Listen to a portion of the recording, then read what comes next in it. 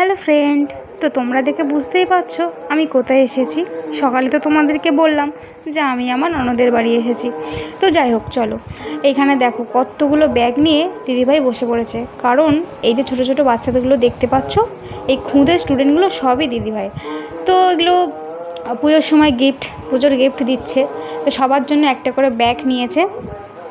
তো এই পুচকেগুলো ভীষণ এক্সাইটেড, কে কোন কালারটা নেবে। এ বলে আমি ওই কালারটা নেব, ও বলছে আমি এই কালারটা নেব।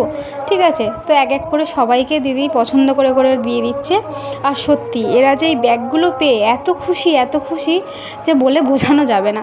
আর ছোট মানুষ তো যাই পাবে তাতেই খুশি। আর সত্যি ব্যাগগুলো খুবই সুন্দর হয়েছে। তো ওরা এতটাই খুশি হয়ে গেছে, আমি যে কেমন হয়েছে বলছে খুব সুন্দর। তারপর দেখো এক এক করে সব লাইন দিয়ে চলেও গেল।